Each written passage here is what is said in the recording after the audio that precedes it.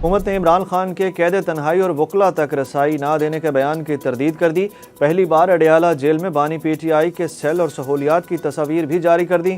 حکومت نے عمران خان کے موقف کی تردید میں سپریم کورٹ میں اضافی دستاویز جمع کرا دی، جن کے ساتھ بانی پی ٹی آئی کی جیل میں وکلا سے ملاقات کی تصاویر بھی شامل ہیں۔ حکومت کی جانب سے کہا گیا کہ عدالت مناسب سمجھے تو عمران خان کے بیان کی حقیقت جانچنے کے لیے کمیشن بھی مقرر کر سکتی ہے۔ حکومت کے نمائندگان کے مطابق عمران خان کو جیل میں کتابیں، ایئر کولر اور ٹی وی سمیت تمام ضروری سہولیات فراہم کی گئی ہیں۔ سپریم کورٹ میں نیب ترامیم کیس کی سماعت سابق وزیر اعظم عمران خان جیل سے تیسری بار ویڈیو لنک کے ذریعے پیش ہو گئے۔ چیف جسٹس قاضی فائز عیسیٰ نے ریمارکس دیے کہ بظاہر بانی پی ٹی آئی کی حکومت بھی صرف سیاستدانوں کا احتساب چاہتی ہے، قانون کو معطل نہیں کالعدم کیا جا سکتا ہے۔ کون سا بنیادی حق نیب ترامیم سے متاثر ہوا ہے؟ بولے جب پریکٹس اینڈ پروسیجر قانون بنا تو میں نے عدالت میں بیٹھنا ہی چھوڑ دیا تھا۔ اس وقت بحث چل رہی تھی کہ اختیار میرا ہے یا کسی اور کا ہے۔ باہر جا کر بڑے شیر بنتے ہیں لیکن سامنے آ کر اس پر مجھ سے کوئی بات نہیں کرتا۔ جسٹس اطہر من اللہ نے عمران خان کے وکیل سے مکالمہ کرتے ہوئے کہا کہ اس کیس کی جے آئی ٹی میں آئی ایس آئی اور ایم آئی جیسے طاقتور ادارے تھے۔ بتائیں اس کیس کا کیا بنا؟ آپ اپنے موکل کو مشکل میں ڈال رہے ہیں۔ اگر نیب ترامیم کالعدم ہوئی تو نقصان آپ کے موکل کا ہوگا۔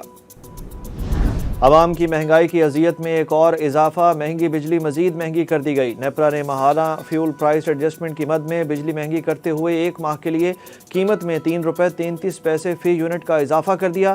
نیپرا نوٹیفیکیشن کے مطابق بجلی کے صارفین اضافی ادائیگیاں رواں ماہ کے بلوں میں کریں گے۔ اضافے کا اطلاق کے الیکٹرک صارفین پر نہیں ہوگا۔ عمران خان اور بشرا بی بی کے خلاف 190 بلین پاؤنڈز ریفرنس کی سماعت کرنے والے جج نے عہدے کا چارج چھوڑ دیا۔ احتساب عدالت اسلام آباد کے جج ناصر جاوید رانا نے 3 سال کا ڈیپوٹیشن پیریڈ مکمل ہونے پر عہدے کا چارج چھوڑا۔ جج ناصر جاوید رانا کی عدالت میں صدر مملکت آصف علی زرداری، نواز شریف سمیت دیگر اہم کیسز زیر سماعت تھے۔ احتساب عدالت نمبر 2 کے جج محمد علی وڑائچ کو احتساب عدالت نمبر 1 کا اضافی چارج سونپ دیا گیا۔ پی ٹی آئی کارکن صنم جاوید کی رہائی کے بعد دوبارہ گرفتاری اے ٹی سی گجرانوالہ میں پیش۔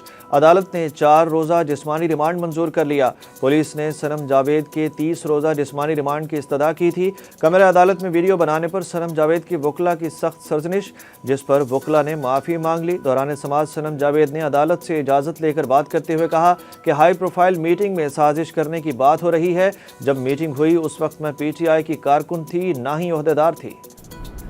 تحریک انصاف نے مریم نواز کو ٹف ٹائم دینے کا پلان بنا لیا۔ ذرائع کے مطابق پی ٹی آئی نے پنجاب میں شیڈو کیبنٹ بنانے کا فیصلہ کر لیا۔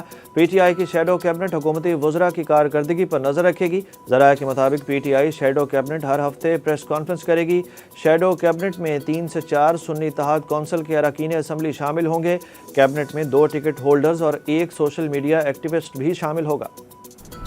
کپتان چپل سے کرنسی اسمگلنگ کا کیس پکڑا گیا۔ کسٹم انفورسمنٹ کی ملتان ایئرپورٹ پر بڑی کارروائی، بیرون ملک جانے والے مسافر سے 20 لاکھ مالیت کی یو اے ای کی کرنسی برآمد۔